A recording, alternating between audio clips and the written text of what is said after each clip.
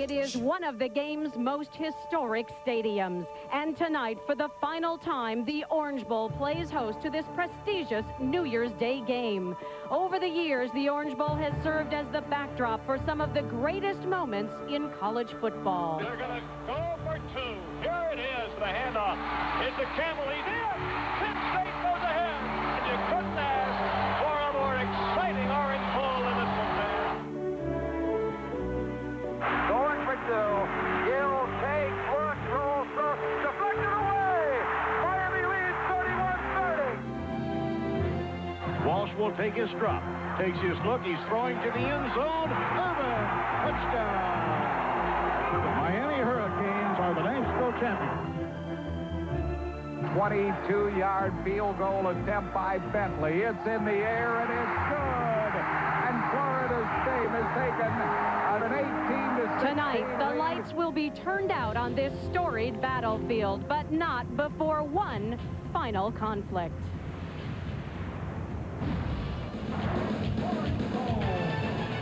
Welcome back to Miami in the FedEx Orange Bowl. In the final Orange Bowl game to be played in this stadium, it's a marquee matchup between two of the traditionally great programs in college football, the Florida State Seminoles and the Fighting Irish of Notre Dame. Hello, everyone, and welcome. I'm Sean McDonough, along with Pat Hayden. It's great to have you with us. These teams consider this the rubber game of a three-game series. They've played the last 2 years in the regular season. Each team has won once. Florida State comes into this one at 9-2 for the year, ranked number 8 in the country. And, Pat, when we think about the Seminoles, we always think first about offense. Well, Sean, their offense simply has been absolutely stunning, what they've been able to do. Look what they've done points a game. They rank second in the nation to Nebraska. Only Florida has scored more touchdowns. You see the yards in the game, passing yards. They can hurt you a lot of different ways, but the key player for Florida State is their halfback, Warwick Dunn. This is the guy that Notre Dame is very concerned about because he can beat you a couple of different ways. Running the football, as he did right here against North Carolina. He can break tackles and he can outrun you. And just when you think you have him boxed in on the running game, he'll slip out of the backfield, catch a flare, and score that way, too. He has 43 catches on the year, and Lou Holtz said he is the key to the game. He's the guy we have to slow down. And the Seminoles certainly know the way onto the Orange Bowl field. They take the field looking for their 11th straight bowl victory. They've won their last 10. That is already an NCAA record. They're also trying to get back into the top 5 in the final AP poll for the 9th straight year. That would add to the record they already own. So plenty at stake tonight, even though the Seminoles are used to playing for the national championship.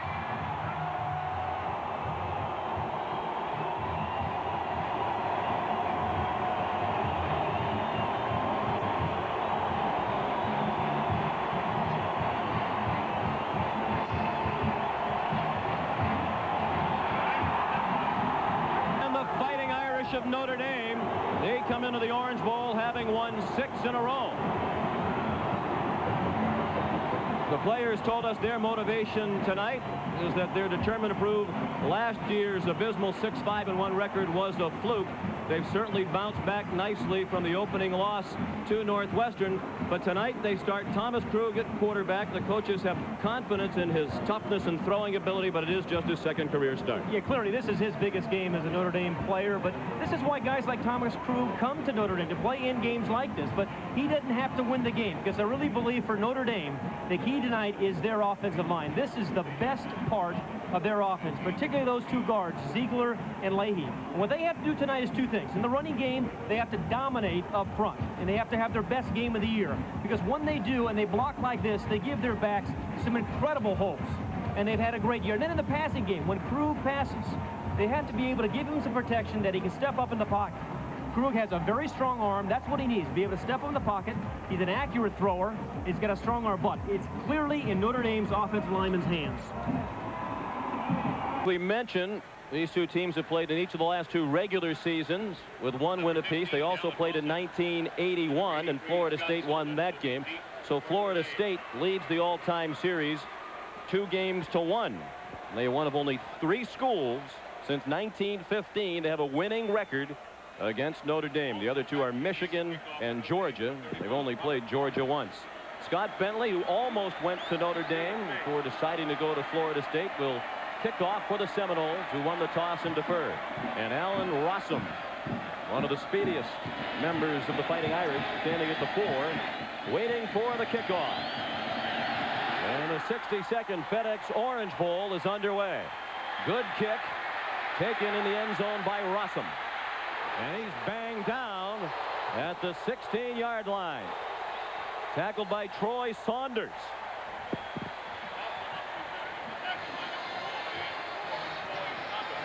Notre Dame on offense, led by Thomas Krug, the junior from Los Gatos, California, starting the biggest game of his life tonight. You see his stats in his 2 appearances during the regular season. His offensive line, literally the strength of the team. Lou Holtz says the guard duo of Ziegler and Leahy is the best he's ever had. And in the backfield, Autry Denson starts for Randy Kinder at tailback, Derek Mays, an All-American at split end, and Mark Edwards, one of the best fullbacks in the country. 2 wide receivers to the right. And the lone back is Denson with lots of running room to the right. The defender slipped out of the 25, and Denson is across midfield. And finally taken out of bounds by Byron Capers at the 37-yard line of Florida State. There what happened, they moved Mark Edwards into a tight end position. He's normally lined up in the backfield. He hooks here, and Autry Denison just follows that block. A little different look from the Irish on the very first play as Edwards shifts up and plays tight ends. Gets a couple of big blocks by the wide receivers, Mays and Mosley and Stafford. And then one of the defensive backs, Roll, just slipped. But it's a great starting play. The 38-yard gain, the longest rush of the season for the true freshman Autry Denson. Now, Mark Edwards, the lone back behind Crew. Quick pass. Derek Mays, the All-American. Good cut to the inside. And he's finally knocked out of bounds, close to a first down at the 25. And clearly Lou Holtz has changed his offense. Tonight there's Mickey Andrews, the defensive coordinator, who's done a great job. 31st year as a college coach. And he said about his defense, we've given up too many big plays. He was concerned about the big plays they've given up. They've given up 2 here today. 3rd down and 14. And Krug looking toward the end zone for Mays. Touchdown! Great throw by Krug.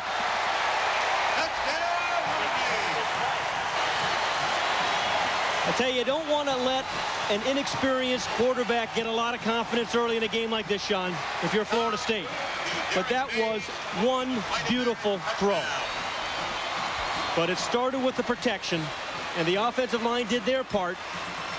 Krug did his, and Derek Mays just ran under a perfect throw. Mays, Notre Dame's all-time leader in touchdown receptions with the 23rd of his career. And Scott Senja is on to try the extra point. And he sneaks it inside the left upright. And with 8:27 remaining in the first quarter, Notre Dame on a 39-yard touchdown pass from Krug to Mays leads 7-0. Well, he's the guy. Derek Mays is their big play guy. I mean, he is the guy they featured, and you have to double team him. It looks like he actually pushed off Roll there a little bit, but got away with it. But an absolutely perfect throw. Remember we said at the top of this broadcast the offensive line are going to win or lose this game? And when your quarterback can step up like that and has the chance to throw downfield to a guy like Derek Mays, you can have plays like this. He's got his man beaten by 2 steps. A beautiful adjustment. And I mean, you can't, I mean, Ron Powlus couldn't have thrown that any better. Derek Mays, the senior from Indianapolis, with a 39-yard reception, capping a 6-play, 50-yard drive. Florida State-like in that it took less than 2 minutes. Well, Lou Holtz said he had no concerns about Krug's toughness, his confidence, or his arm. It was just his decision-making, and he's been solid in that regard to this point. Ron Dugans fielded the short kickoff, but couldn't go anywhere with it. And he's down to the 20-yard line. Bill Wagacy leading the kick coverage unit for Lou Holtz. They shift out of the shotgun into the eye with Pooh Bear Williams in front of Warwick Dunn. Kanell straight back, setting up a screen. Pooh Bear Williams rumbles up the near sideline and has a first down out to the 31-yard line. A gain of 11 to Pooh Bear. A good block by Kevin Long, the center. Talk about Notre Dame running screens. Watch Florida State, in particular the center, number 51, who's going to come right at you. 66 is Tyron. I mean, it was perfectly set up. All the defensive backs were downfield, and you get 270 pounds of Pooh Bear coming at you. Dunn with the cutback. And when airborne, a leap over a would-be tackler. He made it to the 39. Dropped by LaRon Moore, and here's Andrea Joyce. All right, Sean, I'm down on the field with Irish injured quarterback Ron Powlus, who, as we mentioned, is playing an instrumental role in this game, counseling Thomas Krug. What did you tell him in between offensive series to get him going? Well, I don't have to tell him much, I guess. He's doing a great job right now. You know, our biggest key is not turning the ball over, and he's doing a great job at that. We just got to keep his eyes open, be ready for anything. You know, they're going to come after him right away, but, you know, making plays like that, they're going to have to back off. Are the unorthodox formations working? I think they are. I think we caught him off guard a couple times, and, you know, that's only to our advantage and Thomas's advantage. All right, well, we wish you the best of luck. We hope that your arm is better by next year, and we look forward to seeing you in 1996. Thanks again. Back upstairs to Sean and Pat. Thank you, Andrea. It was Warwick Dunn who took the toss and picked up the first down. On 2nd and 3, he got 7 to the 46. And Ron is right. The formations have helped. I mean, they also, you know, not only the big plays they got, but they forced a timeout, remember, on one of those formations as well. So Lou Holtz, a different game plan. It's worked thus far. And the yardage figure you saw for Dunn, 1,242, FSU's single season record. He gets the handoff going straight ahead through the hole. First down into Irish territory and down to the 31-yard line. It's hard to imagine that Warwick Dunn averaged 7.5 yards a carry. He is absolutely explosive. And the thing about him, with his explosiveness, oftentimes you take the wrong angle. And just when you think you have him, then he's going to make, you know, give you a little move and miss. So he can explode through an arm tackle, and then he can make you take a wrong angle because of his speed. At the 31-yard line, 1st and 10. Notre Dame leads 7-0. It was a gain of 23 for Dunn. And the play action fake by Kanell. And it's E.G. Green inside the 20 and out of bounds at the 15-yard line. A gain of 16 for the sophomore from Fort Walton Beach, Florida. Well, Danny Kanell is a better drop back passer, but tonight this is his second rollout pass. And generally, most people don't respect the play action when Florida State throws it so much. He has two guys in his line of vision. But the open one is the guy in front, E.G. Green. And another wide receiver behind him. Good read by Kanell. And these wide receivers, if you throw the ball to them so they don't have to adjust, they're very good after the catch. Khalid Abdullah has come in at fullback. Another play action fake by Kanell. And he throws on the run. Touchdown. Andre Cooper. Was that a frozen rope? We have seen two great touchdown passes, one by each team. And Kanell, we just talked about him not being the best rollout quarterback, but he threw that one on the roll. The first two were to his left. Second, that third one's to his right. And Andre Cooper caught it right in stride, but an absolutely perfect throw and a good responding drive by the Seminoles. And Scott Bentley on for the extra point. He kicked 67 of them in 11 games during the regular season. That's how frequently the Seminoles scored touchdowns. What, 11 against North Carolina State alone. Again, what Florida State has changed it up a little bit here too, Sean. I mean, they seem to be rolling the quarterback out a lot more than they ordinarily do. They're primarily a drop back team. With good patience by Kanell and Cooper, who that's his 16th touchdown catch. You know, it's just a crossing route. Man for man, he perfect throw as he leads him. The crossing route for the touchdown, and we have a tie ball game. Florida State has tied the game at 7. An 81-yard drive for the Seminoles in 7 plays. 2 minutes and 19 seconds. That's long by their standards. Their average scoring drive this season was 1 minute and 50. And Scott Bentley will kick it away. Alan Rossum back deep. On that scoring drive for the Seminoles, Danny Kanell was 3 for 3 passing for 44 yards. High kickoff. Taken just shy of the 10 by Rossum. Trying to get outside and does. Across the 30. And knocked down at the 36-yard line. And happy to have all of you watching the FedEx Orange Bowl on CBS. Next year, this game moves to Joe Robbie Stadium here in Miami. Edwards, first down, and out to midfield is Mark Edwards. And who wants to tackle him? Byron Capers finally did. They have Mark Edwards, and again, in a bit of a change-up, playing some tailback tonight for the Irish. Now, I said of him being a little bit, maybe having an MVP season. He started the year as a blocker, then kind of came on as a pass receiver, and then late in the year as a runner, and you see why. I mean, this guy does not get knocked backwards. Mark Edwards has had a big season for the Irish, and a nice haircut, too. Low snap handled by Krug on 3rd and 7. He steps up. Outstanding catch. Ruled a catch by Charles Stafford, and a first down at the 27-yard line. The Seminole defenders certain that it was not a clean grab, but the officials say yes, and a first down. Well, the Florida State defense has not solved the riddle. This is not the same Notre Dame team that played 11 games. You see, you have 2 receivers to this side up at the top. You have 2 down at the bottom as well. And again, what's happening is they seem to be confused. Yeah, he dropped that ball. That was not a catch. He got away with one. Indeed, he did.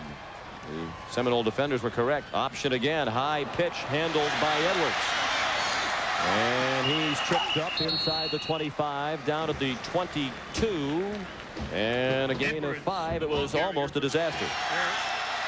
Once again, Edwards, the tight end, this time to the left. Krug is going to throw under pressure. Caught by Emmett Mosley. And a first down inside the 10.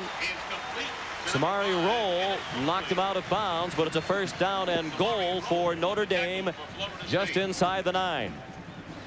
Emmett Mosley is generally the secondary receiver. He's right here. This is Mays, the big guy out here, but Mosley just going to run a little square out. Good clear out route by Derek Mays. And that's awfully easy. And again, what Thomas Krug is doing, as Kanell is throwing the ball right where guys don't have to adjust, so they catch it, and they can pick up another 4 or 5 yards after the catch. First and goal.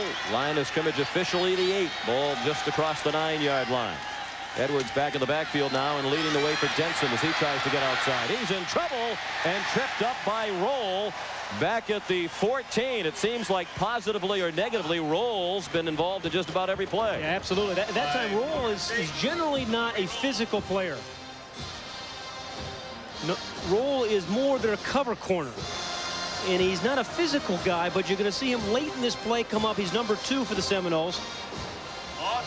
And that's a one-on-one tackle by a defensive back. That's a good play by Roll. Scott Senja missed from 35. This is an extra point. Ooh. And he put the excitement back in the...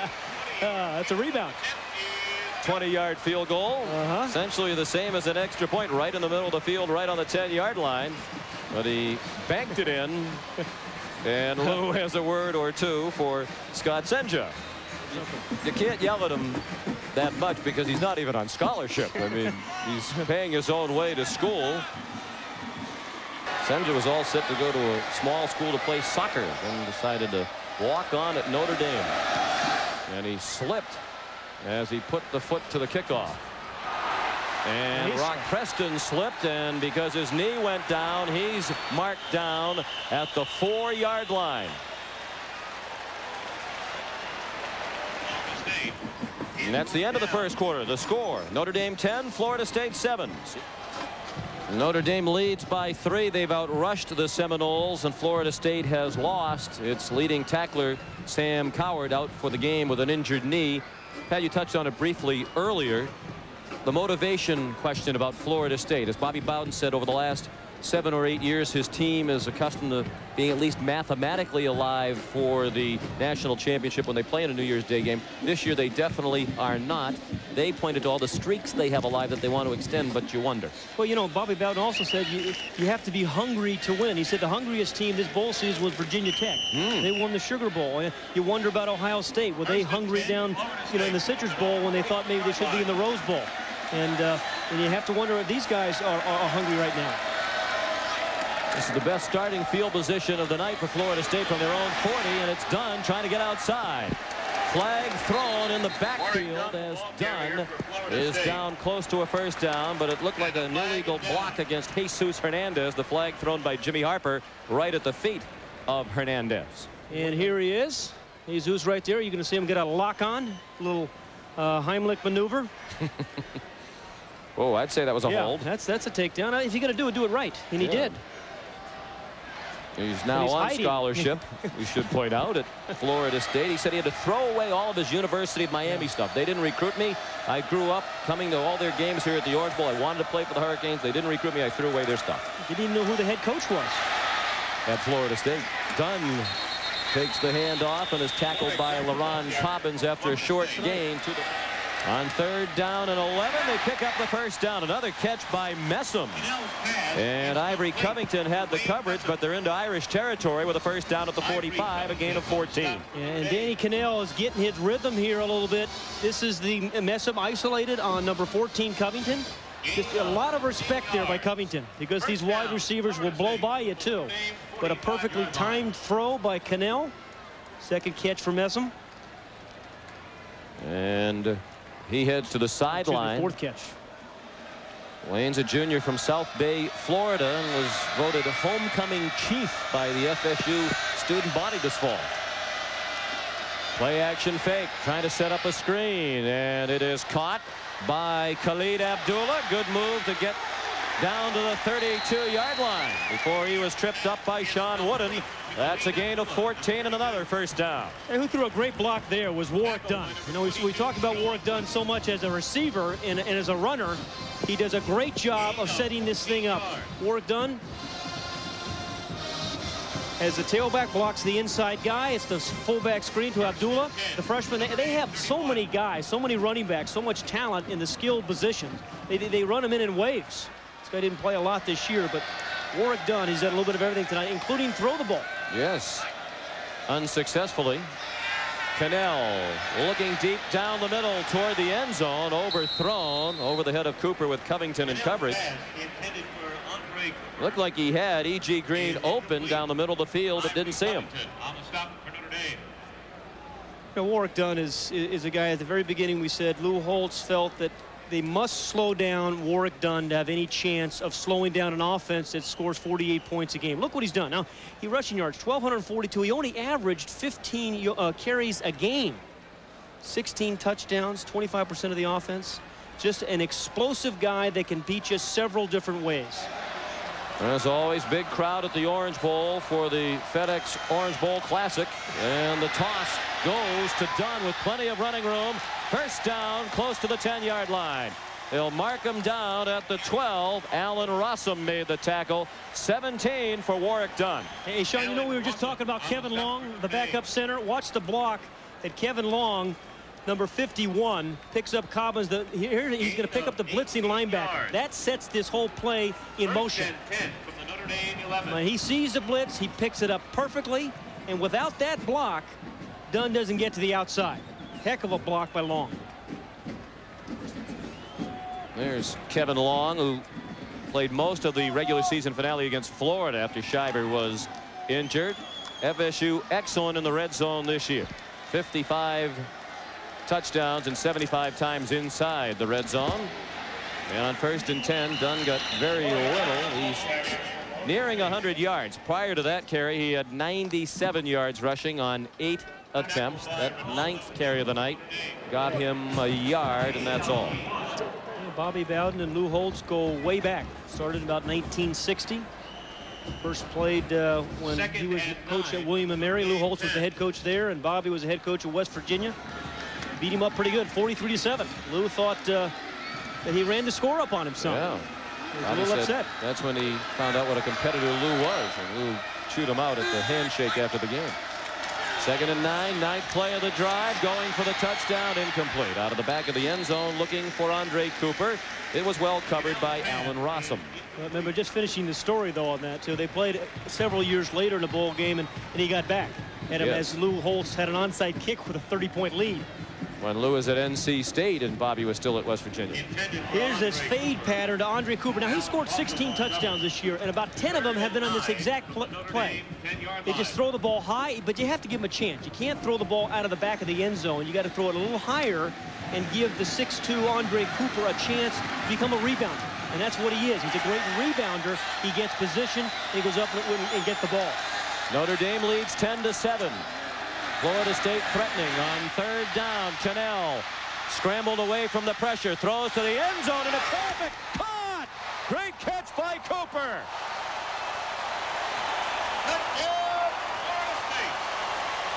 That's incredible. That is a phenomenal catch by Cooper. We just talked about him being a rebounder. What does a rebounder do? He gets position and he times the jump.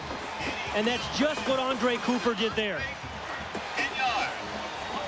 When that ball was first thrown, I thought it was going to get picked off. Looked like it all the way. He went up over the back of the defender, and there were 3 members of the Fighting Irish defense close by.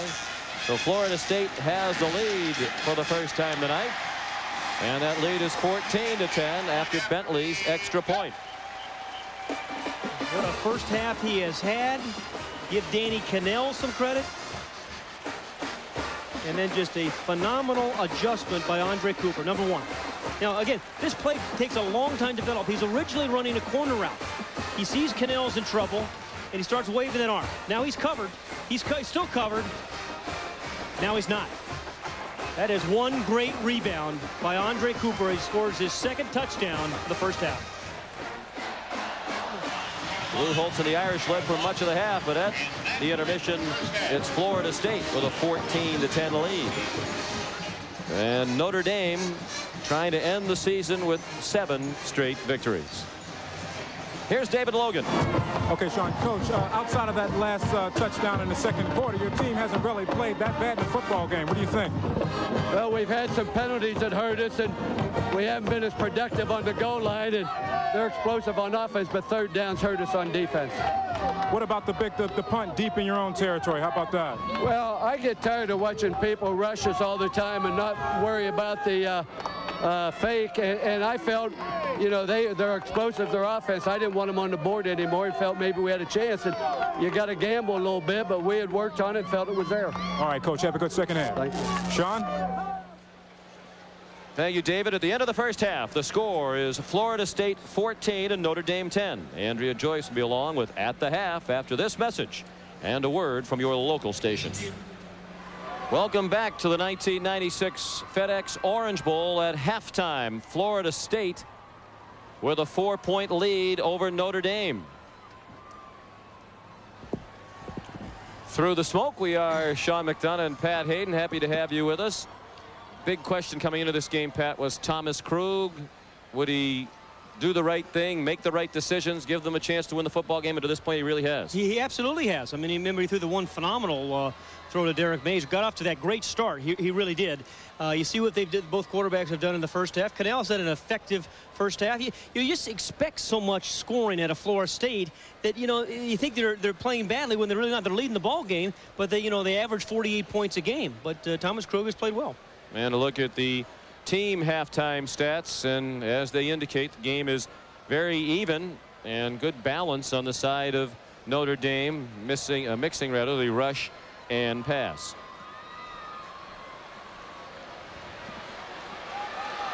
Notre Dame started out particularly well. First 3 possessions, 178 yards. The last 3 netted only 43 yards. And it has begun to rain. And rain in earnest. We were through the smoke. Now we're through the rain. And we'll come back to Miami. Out of this world in a moment. Halftime of the FedEx Orange Bowl. Florida State leads by 4. And moments ago, David Logan had a chat with Bobby Bowden. Okay, Bobby, you take a look at your team in the first half. I guess we're expecting more firepower. It's not that they played bad, but Notre Dame's playing pretty good football, right? Notre Dame's the most underrated football team I've seen this year. And their defense is excellent. And we've made some critical errors, which we're going to have to overcome. So I'll be honest with you, it's going about like I hope. This would be a ball game I'd love to win it. I don't care if it's one point. I don't care if it's 1-0. All right, Coach. Good luck in the second half. Thank you. Well, no fear of it being 1-0 as it's 14-10 as we begin the third quarter in a driving rain now. Scott Senja kicks off for the Irish. Good kick considering the elements, and it's Rock Preston from the 4. He ran into traffic and came up just shy of the 20-yard line. Knocked out of bounds by Mark Monahan, a backup safety. Mark Monahan with the tackle for Notre Dame. Florida State accustomed in this game to starting with poor field position, as they will here. Their average start in the first half was at their own 18.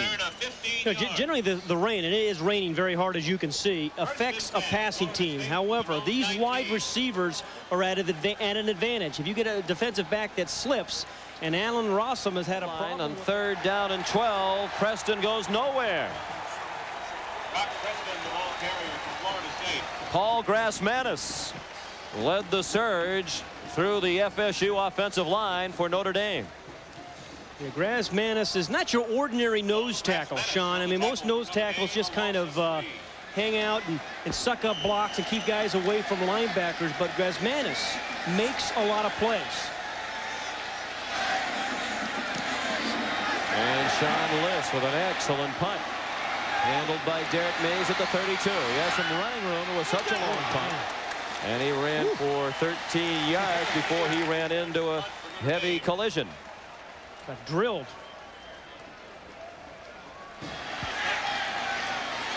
Now it's 2nd and 9. This has certainly been an eventful sequence. Denson, good cut. And he's inside the 35. Close to a first down. Appears to be about a yard short. Sean Hamlet made the play. You know, the first defender rarely puts the stop on Audrey Denson. And that was a really good cut on a slippery field. Gain of 7 yards. Audrey Denson and Mark Edwards sharing the ball carrying responsibilities, and Notre Dame is up to 149 yards rushing. 3rd down, a short 2. Krug in trouble with the snap. And I don't know whether that's because of the rain or the center pulled out too quickly, but you know, when you need a play on 3rd and 2, you got to have the most basic play of all, the exchange. Kaczynski, the center, who's been a big part of this offensive line this year, starting 10 games. He was lucky just to hang on to that. And Notre Dame is going to go for it. They lost a yard. It'll be 4th down and 3. 9:20 remaining third quarter. Florida State leads 14-10. Notre Dame 1 for 1 on 4th down on the fake punt. Again, he bobbled the snap. Krug puts his head down, and with that surge, he might have picked it up. It appears from here that he has. Well, remember Lou Holtz said, and he's hurt too. Remember Lou Holtz said this guy is physically tough. Said he's mentally tough. And remember, he got hurt against Air Force. They may have to use a timeout. You know, he's going to get an official's timeout. Crockett, wow, injured, and Reboll was also smarting as he got up. And this is an option play. Originally, he's trying to pitch the ball to Mark Edwards, but that's taken away. Now, he needs about 4 yards. He knows it, and he's a determined guy. Good block by Clevenger, 75. And really, it looked like Crockett hit one of his own players. But watch, you know, this is a quarterback. Yeah. Reboll and Crockett went helmet to helmet. You can see he's moving his legs, and that's a very good sign. Back to the Orange Bowl in a moment. No good news here at the Orange Bowl as Henry Crockett got up and walked off the field under his own power. It's a frightening helmet-to-helmet collision. The dangers of this sport reinforced yesterday when both coaches visited a local high school football player, Kendrick English, who was paralyzed in a high school game in the fall. Krug rolls right and was pressured as he threw, and it was well short of Mays, or rather of Stafford. Megan Mosley, 3rd time's always a charm. Here you go. And 2nd down and 10 upcoming at the 32-yard line of Florida State. Notre Dame trails 14-10. Thomas Krug is a tough guy, though. I mean, and not only take that shot and bounce back up, although he was staggered for a while, he did pick up the 1st down with a surge.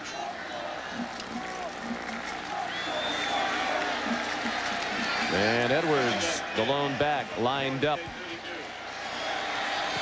behind Krug. 10th play of the drive. And the handoff to Edwards, and he's in trouble. And Darrell Bush led the swarm of Seminole defenders. One of the few plays where they've stopped Mark Edwards without a pretty significant gain. Mark Edwards has been a factor, but Darrell Bush there, the inside linebacker, put a stop on him early in the run. And he actually had a loss, the first loss by Mark Edwards in a long time.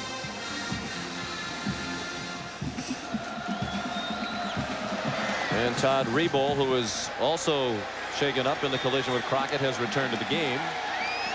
And Autry Denson has returned to the backfield for Notre Dame on 3rd down and 11. Play action fake. Krug. Jump ball for Mays and roll. And what a play by Mays! Notre Dame touchdown.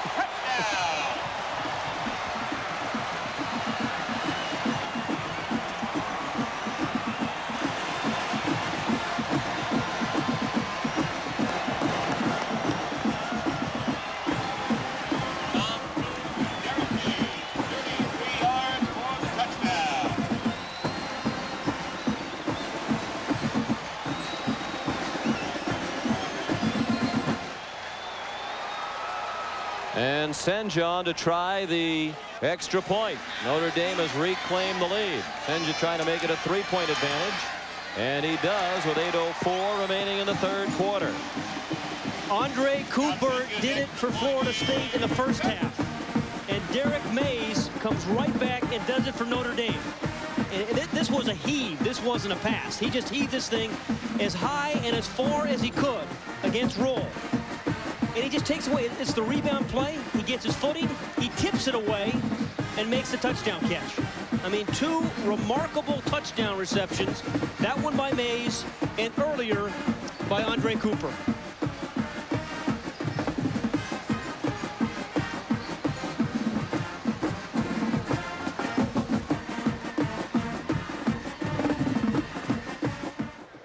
Notre Dame leads by 3. They've outgained Florida State, and it's been a battle of acrobatic touchdown receptions. Mays and Cooper trying to outdo each other. They have been phenomenal, and particularly in that last one, considering the weather conditions, by Derek Mays. A absolutely sensational play, timed it perfectly, knew what he was going to do, knew that he had to tip it, and then did it. The rain has slowed to a very light drizzle now. Preston caught it at the 3 and is trying to go across the field. And he is ankle tackled out at the 24-yard line by Joe Babby. 1st and 10, Florida State. Their own 18-yard line. Dunn running left. Grabbed from behind by LaRon Cobbins. One of those in attendance tonight is Al Hudson, and he's with Andrea Joyce. All right, Sean, this is the way he looks today, the hero from that 1946 game, Al Hudson. Tell me about watching that play 50 years later. What's it like for you? It's still a great thrill. It happened right down here in front of us, Andrea, on the 11-yard line, and luckily I went 89 yards without being tackled. Is this a little bit of a bittersweet night for you to be out here watching the last Orange Bowl in the Orange Bowl? It sure is, because I've got so many memories. I played 3 years of high school and 4 years of college on this field, and it feels like home. I just hope they don't play Old Lang Syne, because I think I'll cry. Well, you brought tears to a lot of guys' eyes back in 1946, so I guess that they wouldn't mind seeing you with a few tears in your eyes tonight. Thank you so much for joining us. You look great, and have a great 1996. Thank you, Andrew, and same to you. Back upstairs to Sean and Pat. You know, those guys with tears in their eyes 50 years ago were the Crusaders of Holy Cross. 3rd down and 6 from the 22. Kanell with time, going deep down the middle. Caught! 1st down out at midfield for E.G. Green. That's only the 3rd pass thrown to E.G. Green tonight. This is the guy who came in with 60 receptions and over 1,000 yards. And he is the inside slot receiver. Now, they get Cooper on the same side. Now, what makes Florida State so hard to defend is not the fact they have just one good wide receiver, but these 2 guys. And that's a perfectly thrown ball by Kanell. Green, shields the defender from the ball so that it didn't pop out. So good body lean by E.G. Green. Green and Cooper both with 1,000 yards receiving this year. They're the first pair of receivers in Florida State and ACC history to do that. And here comes Rock Preston. Out of bounds at the 26-yard line. Touchdown saving force out made by Allen Rossum. Well, a year ago we told you that both Preston and Dunn ran for over 160 yards. Warwick Dunn's had a big night so far, but this is the best run for Preston, 23 yards. The left side, or the right side of their offensive line just blow people away. Trey Thomas in particular, number 70, just blew his guy away. And then the speed of Rock Preston for 23 yards. So first they give you Dunn, now they're trying to get Rock Preston going. Now it's 2nd and 10. Notre Dame leads 17-14. 2:36 remaining third quarter. Corner blitz, and it works. Rossum leveled Kanell, and he was down by contact. That is not a fumble. It will be 3rd down back at the 34-yard line. Allen Rossum, the sophomore from Dallas, with the big play for Notre Dame. To give Bob Davie, the defensive coordinator, credit for calling this at the right time, because Danny Kanell is number 15 right at the bottom. First of all, it's perfectly timed. Kanell never sees him, even though he's coming from his passing side.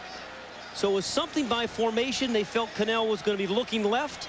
They bring the right corner, Rossum, and Kanell doesn't have a chance. It's a good defensive plays this half.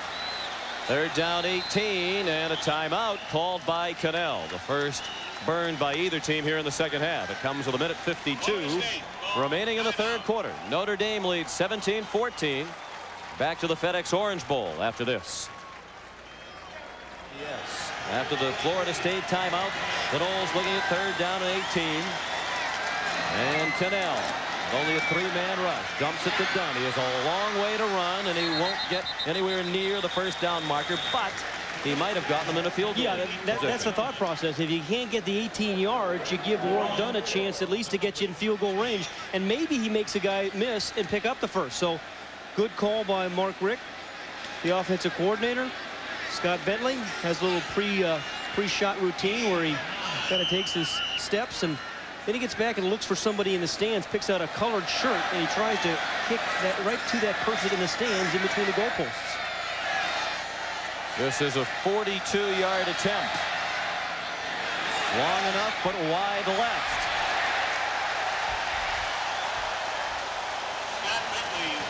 Scott Bentley, who kicked the national championship winning field goal in this stadium against Nebraska 2 years ago. In the final minute, missed in his opportunity to tie this game, and the Irish still lead by 3 with a minute 40 left in the third quarter. Well, you were giving in the true holiday spirit. Yes. Krug on 3rd and 6. Mays has the first down and nearly broke it. He's into FSU territory at the 47, and the Irish drive continues. That might be the last play of the third quarter. That was a good call by Dave Roberts, the offensive coordinator, on a turf, on a field that's slippery. You force a guy to make a tackle in the open field on a guy like Derek Mays. You know you have slippery turf. You just throw him a little quick screen and force the defender to keep his feet. So a heads-up play, safe throw, bad turf, offensive receiver has the advantage. 6th catch for Mays, 3 of them on 3rd down, and that is the end of the third quarter with the score Notre Dame 17, Florida State 14. CBS Sports coverage of the FedEx Orange Bowl will continue after this message and a word from your local station. Well, this crowd is really into it as the fourth quarter begins. Both sides exhorting their team. Notre Dame leads by 3 and has it 1st and 10 from the Florida State 47. They fake the handoff to Solman this time. Mays one-on-one. Jump ball. Batted down. Well defended by Byron Capers. And Krug slow to get up. Okay, so the Seminole defense did their job. And now the Notre Dame punter, Hunter Smith, just has to make sure he doesn't want to punt this ball into the end zone and give the Seminoles good field position at the 20. Mickey Andrews, the defensive coordinator. Doing the chicken dance on the sideline. Yeah. Hunter Smith in the punt. Punting into a slight breeze. And they got the no punt rush this time. No punt rush this time after being burned in the first half. Sean Hamlet waiting for the punt at the 16-yard line.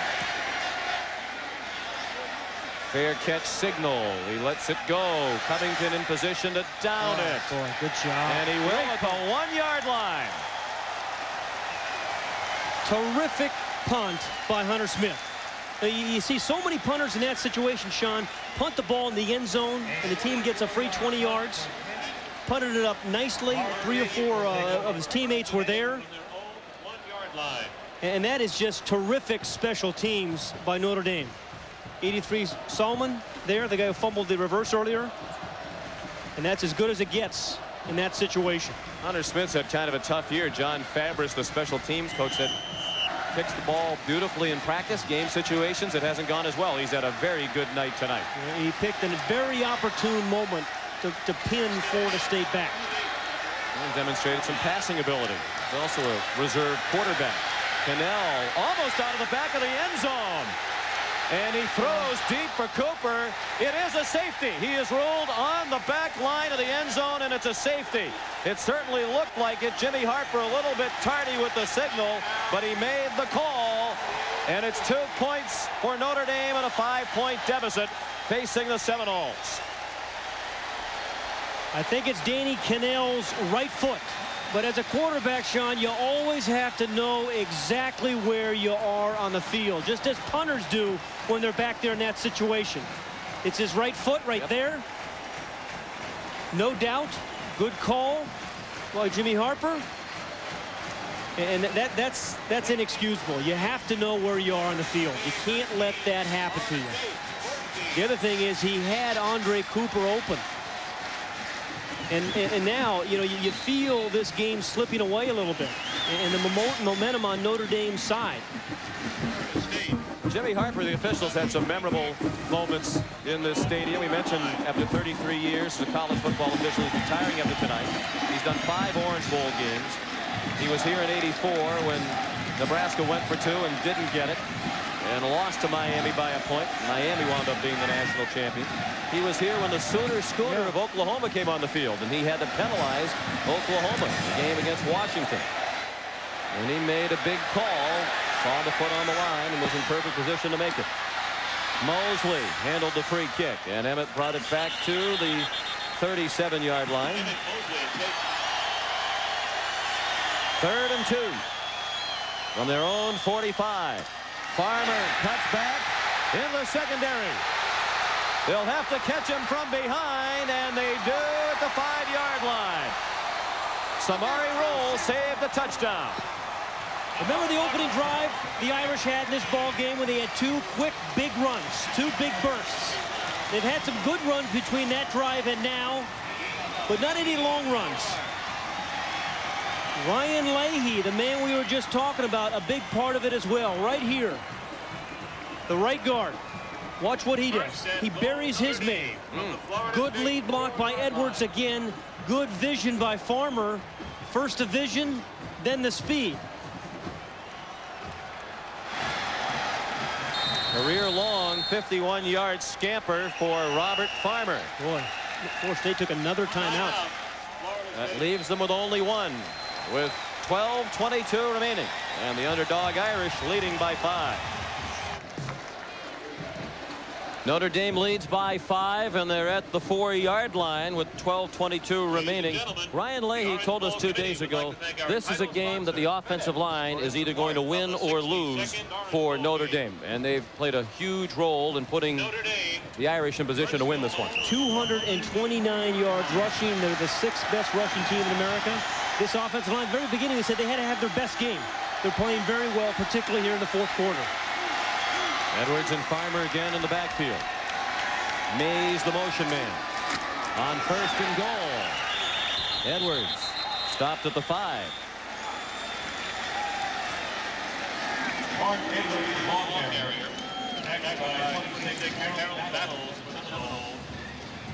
It'll be 2nd and goal from the 5, and Notre Dame would probably like to score on 3rd down if they had their choice. Lou Holtz would also like to take as much time off the clock as he can. Yeah, Florida State, if they're going to win this ball game, I think Florida State has to prevent a touchdown being scored, force a field goal attempt. They can't afford another touchdown right now. Krug after the fake into the end zone, touchdown. Pete Kriplevich, the tight end.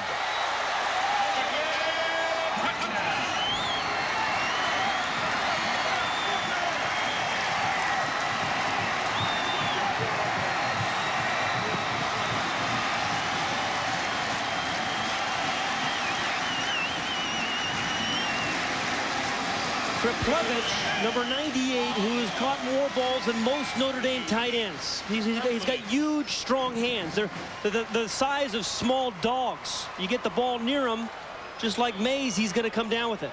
And a nice touch pass by Krug. And Scott Senja kicks the extra point. And that makes it 26-14 Notre Dame. And what I liked about Krug's throw here to our tight end Kriplevich is that he took a lot off it. We've seen Krug drill the ball a couple of times. A nice soft touch pass over the linebacker reball. And Lou Holtz has a lot to be happy about.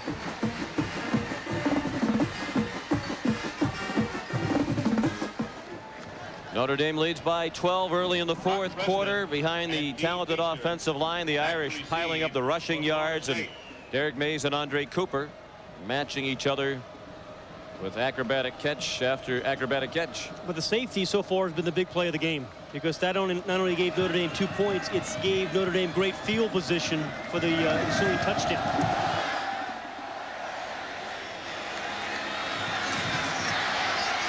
D. Feaster on the kickoff return. Out to the 28-yard line.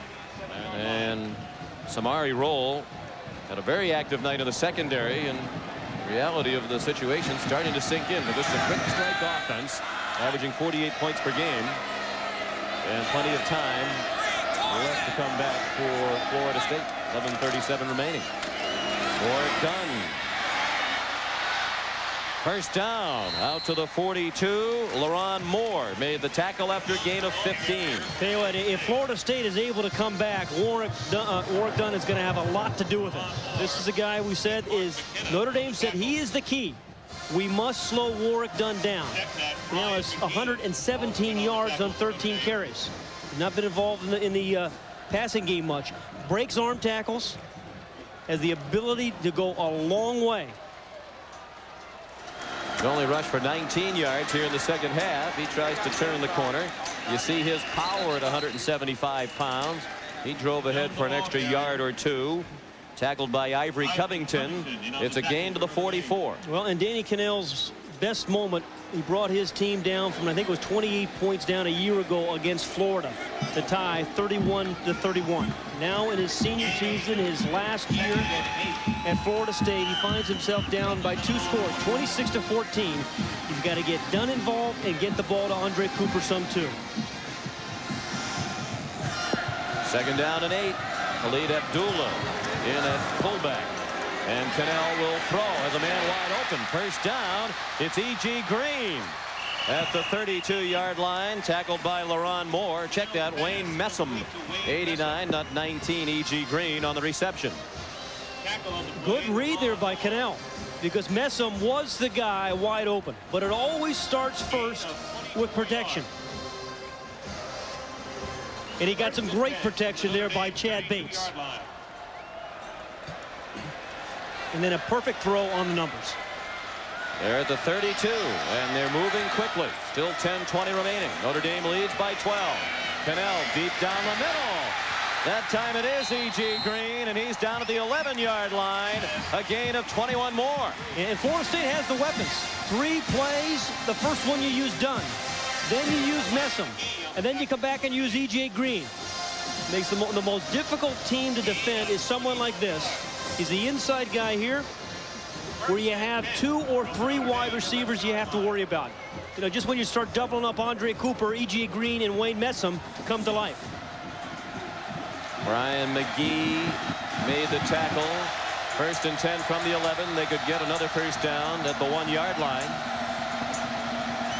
And they have used their last timeout. Boy. You know, for a no-huddle team, they've had to burn a lot of timeouts.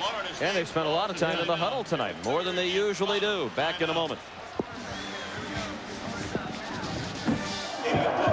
Bob Davie instructing the Notre Dame defense, which has sagged on this drive of Florida State. The Noles have it first and 10 at the 11, but now they're out of timeouts with 9:51 left. Okay, if you're Bob Davie, you must be careful of the fade route to Andre Cooper.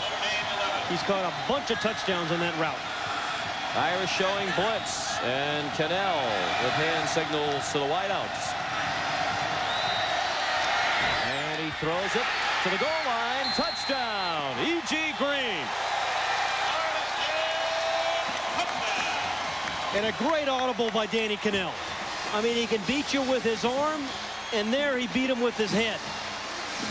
The throw was the easy part. The audible was the hard part.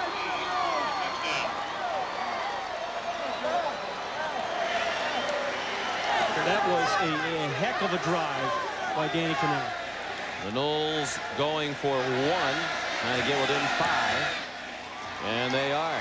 Scott Bentley adds the extra point. And with 9:47 left, it's a 5-point Notre Dame lead. Yeah, and the respond, the way they responded, you love to see that. Okay, protection first. E.G. Green is the guy in the slot. The first play was going to go to Cooper, and then he changed the play to the audible to Green. So he saw something, he calls the audible right here. He's the slot, just going to run right out here in the corner. And not only was it the good audible, the good throw out in front of the receiver, inside technique by Brian McGee. Has no chance whatsoever making that play because of the inside technique. That's the drive of which we were speaking, capped by the touchdown reception by E.G. Green. All 3 touchdowns for Florida State tonight on passes. 2 to Cooper and now 1 to Green. Bentley. Good kickoff. Mosley from the goal line. Emmett Mosley pulled down at the 24. And the touchdown we just saw has made it 26-21. Farmer trying to get outside to the left, lost his footing and slips down for a loss back to the 22. You know, just a few moments ago we saw the Florida State bench and there were a lot of guys hanging their heads, but after that drive you could see a little bit more enthusiasm. And on the defensive side, now everybody's standing up, everybody's getting after their defense. You know, they feel this thing may be changing some. And again, these next 2 downs for the Florida State Bobby Bowden's defense are critical. Loss of 2, 2nd and 12, 9 minutes remaining. Edwards in trouble, passes back, intended for the quarterback and nearly intercepted by Robert Hammond. Edwards was trying to throw it to Krug out on the left flat, and it hit Hammond close to that number 6. And almost a huge play for Florida State. Now, Robert Hammond, number 6, is one of those dependable guys on a flashy team. I mean, just incredible. Here he is. He's number 6. He is the strong safety. And this is a ball that Mark Edwards has had a real nice night, should not have thrown. No. Absolutely not. 3rd down and 17. Krug has some scrambling room to the far side of the field. He still needs about 7 to get the first down, and he comes up short at the 30-yard line. Gain of 13, but he's 4 yards shy of a first down with 8:35 left. The Irish forced a punt. You have to like Thomas Krug, though. Gets the opportunity to play in the biggest game of his life, and he has not backed off. 3 touchdown passes. 4th and 4 from the Notre Dame. How about his first career start in the regular season finale at Air Force? They were talking about Notre Dame needed to win that to get into the Coalition Bowl. It's about an $8 million payoff for the university. They were billing it an $8 million game. And he responded in a nice way as they handled Air Force with ease. Hunter Smith with the punt. Feaster from the 29. Feaster trying to get to the near side and has some room if he gets there. D. Feaster. Tackled by the punter, Hunter Smith, at the 30-yard line. A 41-yard punt, but a 41-yard return. Sean, the momentum has changed about 3 different times in this 4th quarter. And a special teams play by Florida State did it this time. D. Feaster, he's going to get his towels. He has towel right there. Somebody grabs it. It's Covington grabs the towel first. That's not going to bring him down. Picks up a couple of good blocks. Looks the like old pick and football fence there, doesn't it? Yeah. That was almost an illegal block. Yeah, it was. He backed off, though. And then the punter did a pretty good job of tackling a pretty tough runner. That was the longest punt return allowed by Notre Dame this year. 41 yards. Kanell Now threatening to take the lead as Florida State has it.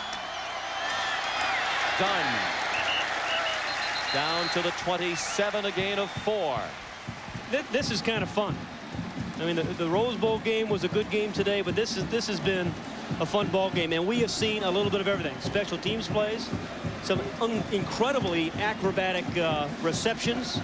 We've seen safeties. We've seen punt returns. Fake punts. I mean, it has offered a smorgasbord of football plays. Officially a gain of 3 on first down. They give it to Dunn again. He got away from Burt Berry and turned it into a gain to the 25-yard line.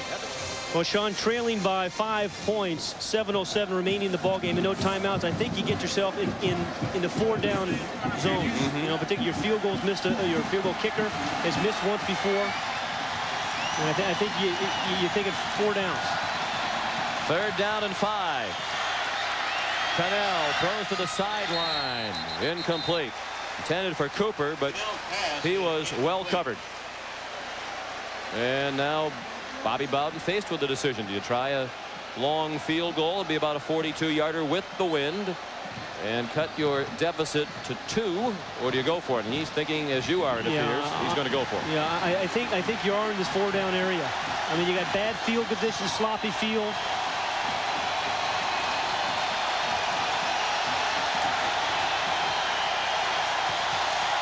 Fourth down and 5.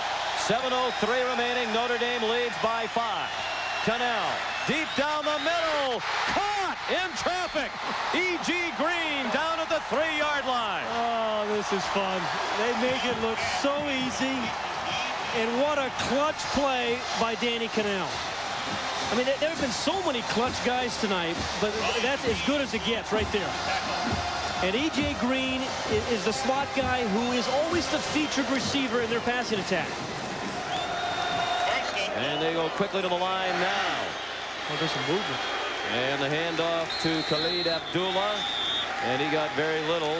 Plunged forward, perhaps back to the line, and that's all. It's the man in the slot. Remember, this is 4th and 5. Oh, you tell your receivers, make sure you get the 1st down yardage first of all. A gutsy throw into some coverage. But again, what E.G. Green does a great job of, Sean, is screening the defensive back. I mean, he uses his back as a shield as he reaches for the ball with his hands. So the defender not only can't knock it away, he's not going to be able to make any sort of play at all. Typical of Florida State over the years. You need 5 and 4th down.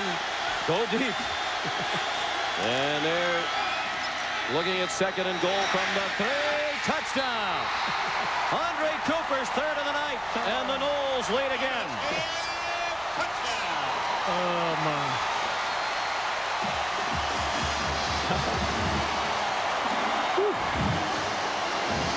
They got revved up here in the 4th quarter.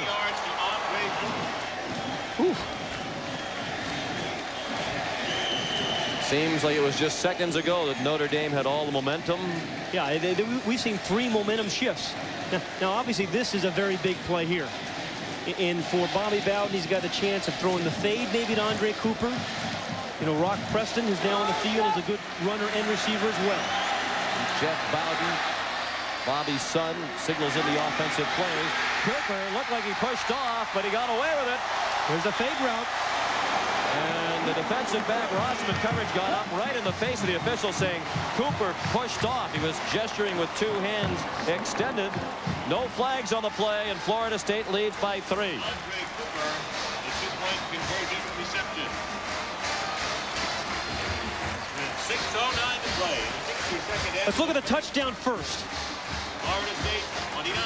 Again, rolling out by Danny Kanell. An easy, simple touch throw to Andre Cooper. And now the 2-point, the fade route that he's run so much this year for touchdowns, and this time a 2-point play. And again, a physical mismatch. Andre Cooper going 6'2", Rossum at 5'8". 3rd lead change of the night. It's the Noles leading by 3. So Bentley will kick it away, and it's Mosley standing at the 8-yard line. 6:09 remaining. Booming kickoff by Bentley. Landed 7 yards deep in the end zone and bounces through the back. Even the kicker's pumped. Well, the last series, defensive series for Florida State, was their best defensive series all night. Edwards, the lone back. Krug, straight back. Dumps it off to the tight end, Kriplevich. And he struggled ahead for 3. Pass complete. Lou Holtz may have been concerned about Thomas Krug's decision-making when he came into this ball game, but you know he feels a lot better, and he's allowing Thomas Krug to potentially win this game. He's not necessarily going to do with the running game in a conservative way. He's going to give Krug, in only his second start, his biggest start, a chance to win it or lose it. 2nd and 7. Henry Crockett made the tackle on Kriplevich. Krug changing the play. Farmer following Edwards. Gets the block from Edwards and is into the secondary. Out of bounds at the 45-yard line. Sean Key, a reserve safety, saved a touchdown for Florida State. Kind of a coming out party for Robert Farmer, who they've been hoping was going to have a big season for him as their fastest running back. The fullback again, number 44, Mark Edwards, clears the way. Leahy doing his job. Dowdy, the right tackle, and then the kick-out block. So Dowdy secures his block, Leahy secures his, the kick out, and you got a big play. Lou Holtz worrying about Krug's decision-making. If, in fact, he did change the play as it appeared, that was a good decision. Edwards, the lone back. 2 wide receivers left, 1 to the right. 1st and 10. 5:20 remaining. Edwards lost the football, and it's recovered by Henry Crockett. What a weekend for the Crockett's. Sack for the Chargers against the Chargers for Indianapolis yesterday, and now Henry Crockett with a huge play for Florida State tonight. Well, Seminole fans aren't the only one with a tomahawk chop. Their defensive players used the chop as well. And somebody got a helmet or a hand on that ball.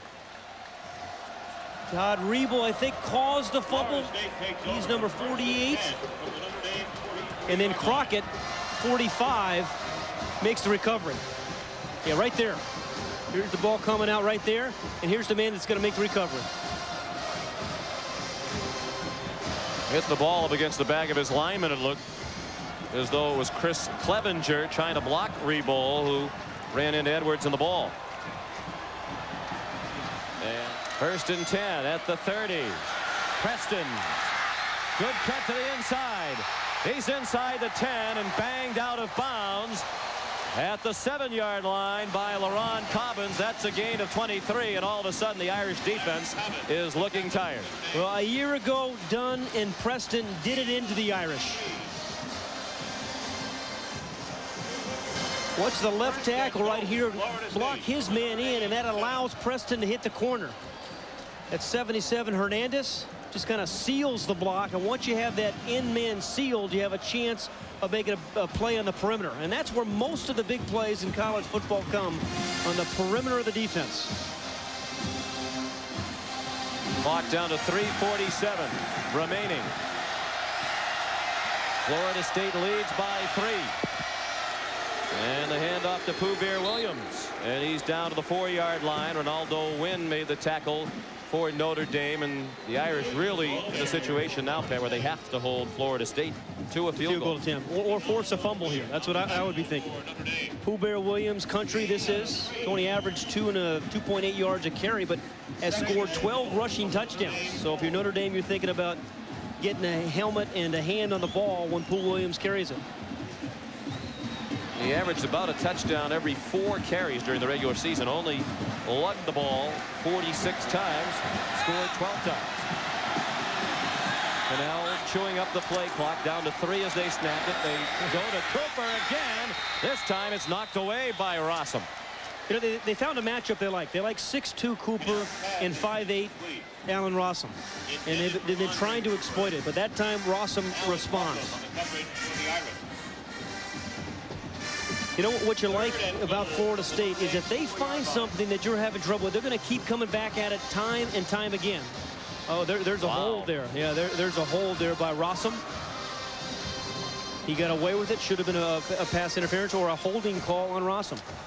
They were holding hands for a while. Then he grabbed the shirt. Big play here. 3rd and goal from the 4.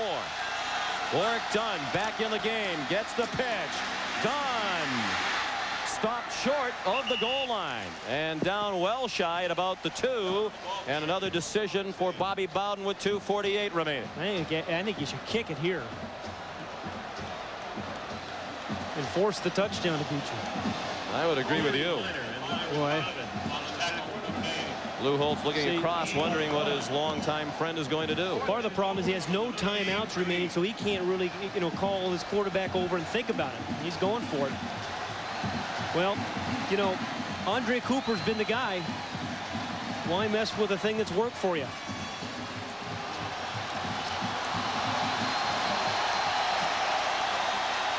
Bear Williams Notre Dame in front of Dunn, and Notre Dame does call a timeout with 2:12 left. And that upsets Paul Grassmanis. Notre Dame left with only one timeout. Back for the finish in a moment.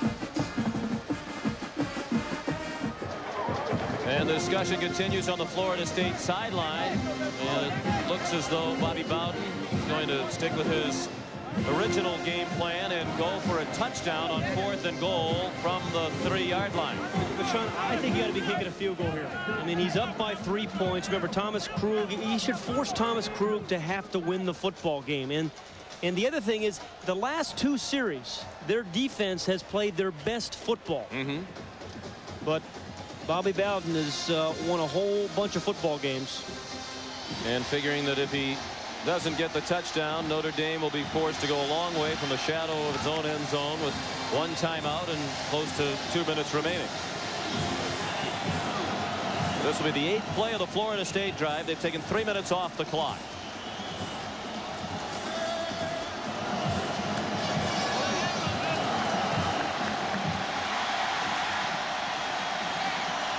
Williams and Dunn in the eye.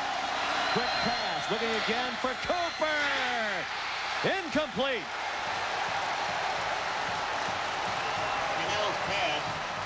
Well, Rossum again had the coverage. Cooper came away with the football, but it's ruled an incomplete pass. Well, what a game within the game, these last few plays. Rossum and Andre Cooper.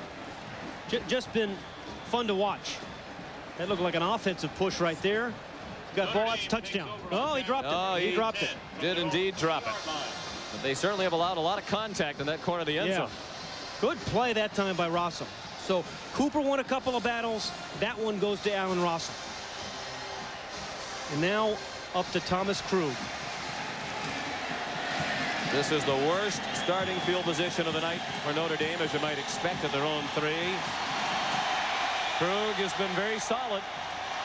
Now he has a chance to become a hero. That's not the way to do it. Incomplete pass, but he did avoid the safety. And a flag is thrown. That'll be a safety if that's intentional grounding. And Jimmy Harper, the referee, threw the flag. Will this be our second We safety have of the night? intentional grounding in the end zone. That was not an eligible receiver in the area. Safety. My goodness. There was a receiver, I believe. And remember, Jimmy was talking to us. We had a meeting today with Jimmy Harper and said he has not called an intentional grounding play all year long. It is a judgment call by the referee, and he is the only official who can call intentional grounding. But nonetheless, any penalty, any offensive penalty in the end zone is a safety.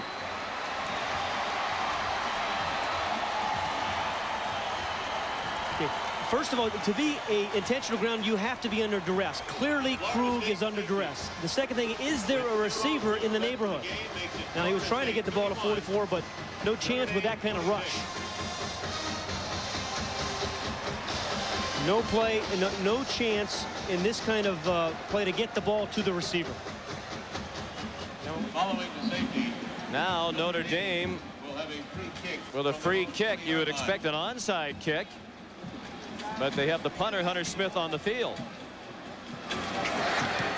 And he does boom it away. Excellent punt over the head of Dunn. Better go cover that ball. Yes, indeed. He picks it up at the 5. And they also better go tackle Warwick Dunn. Stay in bounds. And out at the 22. Seminole fans wanted a late hit out of bounds. The handoff to Dunn, and they probably will not have to run another play. They will not. Florida State had a battle tonight, but they have extended their NCAA record of consecutive bowl wins to 11. And I think both of these teams are going to be in the national championship hunt in 1996. Both return a lot of players. And the Noles also extend their string of seasons with 10 wins or more. It's the 9th straight season they've had double digits in victories. They finished the year at 10-2, while Notre Dame ends this campaign at 9-3 for Coach Holtz. The Orange Bowl Committee would like to thank our title sponsor. 31-26 the final. Second Orange Bowl game. We would like to thank And now Bobby Bowden will wait to see if they extend their record of finishing consecutive seasons in the top 5. They've done that 8 years in a row. They came into tonight's game ranked number 8.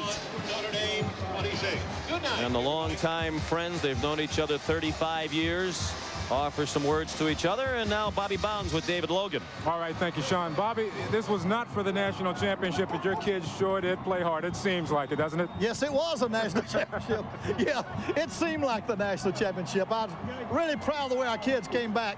But you got to give Lou Holtz a heck of a lot of credit to do what he was doing with this young quarterback. We're lucky to win the darn game. Well, I'll tell you something. You rolled the bones, so to speak, when it was 4th and 4. You go ahead, you gamble with your big quarterback, you come up big time. Hey, you had a lot of confidence in your offense, didn't you? Yeah, we really did. And again, they did a great job, had a great plan, but we were sharp enough to win the game, and I'm mighty proud of our players. Okay, Coach, congratulations on extending that 10-win season. Hey, thank you very much. All right, Bobby Bowden. Sean, back to you.